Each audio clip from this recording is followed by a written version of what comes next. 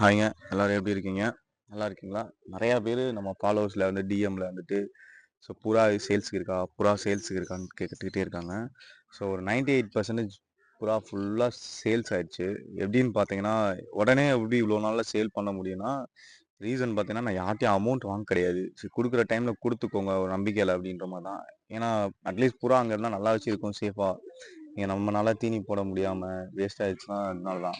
கொஞ்சம் வெளியிலேருந்து நான் எடுத்த புறா மட்டும் வச்சுக்கிட்டு, மற்றபடி சிக்கி இறங்குனது அதெல்லாம் குடுத்துட்டேன். ஃபுல் அண்ட் ஃபுல் கம்ப்ளீட்டாவே சேல் ஆயிடுச்சு.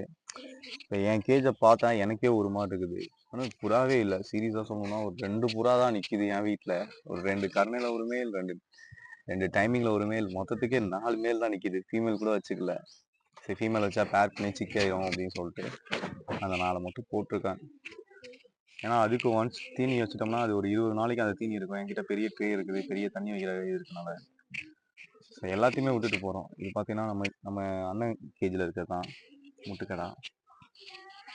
அதுவுமே ஒரு இந்த ஷெட்ல பார்த்தீங்கன்னா சரி உங்களுக்கு காமிக்கிறேன் சுற்றி. இதுதான் ஷெட்டு. இவ்வளோ ஆசையாக எல்லாமே ரெடி பண்ணிட்டு எல்லாத்தையுமே விட்டுட்டு போகிறோம். அதே ரொம்ப கஷ்டமாக இருக்குது. இங்கே இருக்க எல்லாத்தையுமே காமிக்கிறோம். ஸோ நம்ம வீடியோவில் அடுத்தடுத்து காமிக்கலான்னு இருந்தோம். இதெல்லாம் செட் பண்ணது ஒரு 1 மந்த் 2 மந்த் கழிச்சு நல்லாவே தெளிவாக காமிக்கலாம் அப்படின்னு இருந்தேன். சண்டை வீடியோ எல்லாமே கடைசியில் பார்த்தா இப்படி அர்ஜென்ட்டாக அரையும் முறையமாக எடுத்து காமிக்கிற அளவுக்கு வந்துட்டோம். இது பந்தயம் அடித்தது இந்த வெள்ளை மட்டும் ஒரு பந்தயம். ஸோ இங்கே இருக்கிறது ஃபுல்லாமே கொஞ்சம் சண்டைக்கு மட்டும்தான் ரெடி பண்ணி வச்சுருக்கோம். சும்மா லோக்கல்லாம் கிடையாது.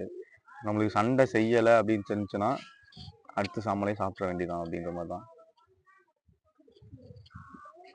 நல்லே பாருங்க, அவ்வளோதான் நம்மளை முட்டை தயாராகிட்டான். கொஞ்சம் துடிப்பாகவே இருக்கான். இங்கே வாங்க இன்னொன்று நான் ஒன்று கிடா காமிக்கிறேன். கண்டு ஊட்டி மாதிரி இருக்கும் பாருங்க, எவ்வளோ பெரிய சைஸ்.